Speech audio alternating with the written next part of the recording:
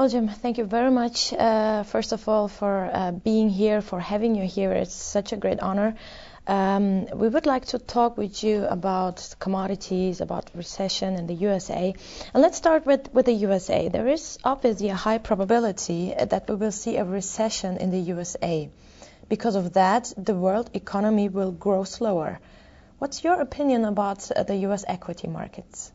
Well, Fundo, America is in recession. The government lies about it. It says it's not in recession, but America is in recession right now. And unfortunately, it's probably going to get worse before it's over. That's going to not be good for the American stock market, if I'm right.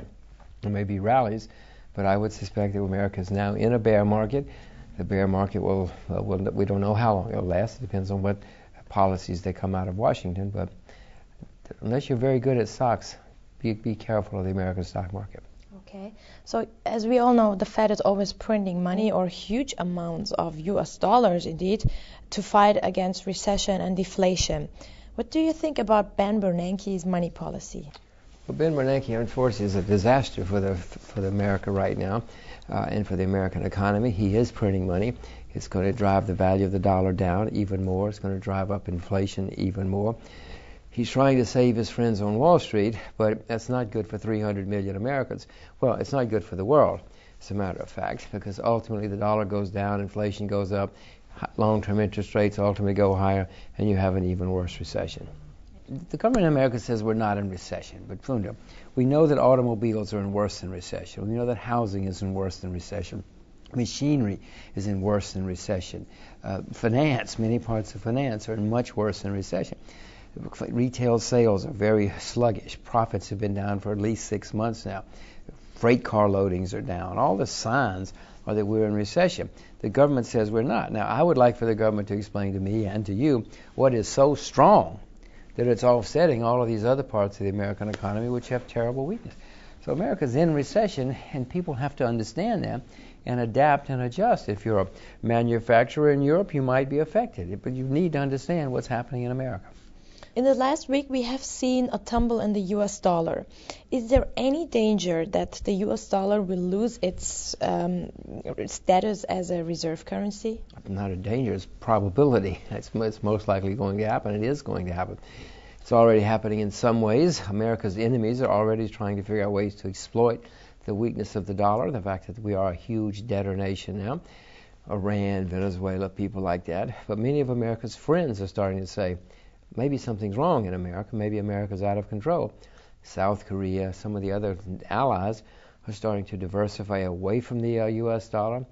I'm getting out of the U.S. dollar. I hope you are too, because the U.S. dollar over the next 5, 10, 15 years is going to be a terrible place to be. Okay. So when you say I'm going out from the U.S. dollar, where are you investing right now? Which currency could be the next, the reserve currency of the world? What I'm doing with my money right now is buying Swiss francs, the renminbi, the Chinese currency, and the Japanese yen. The Swiss franc and the yen have been beaten down because of the carry trade. The carry trade is going to reverse someday, I think. And so I'm buying those two currencies. The renminbi, I think, will go up for years to come. What will replace the dollar? It's a very good question. The only thing on the horizon right now, if the world desperately needed something this year or next, which it probably won't, but if it did, would be the euro. I own the euro. I don't think that long term the euro is going to replace the dollar. It's more likely that 20 years from now we'll be sitting here talking about the renminbi, the Chinese currency. It's a huge country, a huge economy, not a debtor, it's a creditor situation. So I think the renminbi eventually might be. Now, it's a little crazy to talk about that, Food. The renminbi right now is a blocked currency. Yeah. It's not even traded, not even convertible, but it's the only thing on the horizon that I can see that could replace the dollar long term. Some analysts are believing that the gold is the winner of the year and will climb over 3,000 US dollar. They argue with inflation adjusted prices. So would you say because of that depreciation of the US dollar, people will buy more gold now? Well, I suspect they will in times of when paper currencies have been under attack or under threat. People have turned to gold, but I own some gold. I think I'm going to make more money in other things for a while, but don't misunderstand. I have some gold. I might go right in my pocket. Yes, I don't know if I'd buy gold today, But if it goes down, I certainly plan to buy more. So what kind of gold price are you expecting for the next, like, let's say 10 years? Oh, well, if you would just go for its old high, adjusted for inflation, it should be over $2,000 per ounce now to get back to its old high.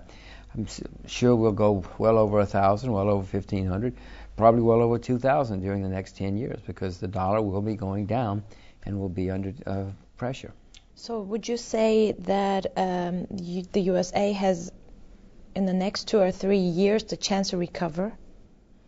Of course it has a chance to recover. It doesn't look like the central bank and the government are doing the right things. Remember, the Japanese, at the end of the 1980s, had a big bubble. It popped. And for 18 years, they keep trying to prop everything up. And as the result is, they have not been able to have a proper recovery, because every time you turn around, they're putting a Band-Aid on it, trying to save somebody from going down the tubes. It looks like America's going to do the same thing. Recessions, we've had them for centuries. They're actually good for economies. They clean out the excesses of the previous period. We have a lot of safety nets now, so people don't get some people get hurt by recessions, but they're not the end of the world. Sometimes will cost you more to try to prevent a recession than it does to just go ahead and have the recession and get it over with, because then you can come down and you come out on a solid base and everything is much, much better. Look at the Japanese experience. If that doesn't teach you we should just go ahead and have the recession, I don't know what will. I'm afraid America, however, is not just going to go ahead and have the recession. I think it's going to last, and problems are going to last in America longer than usual. Jim, I would like to thank you very much for this very, very interesting interview.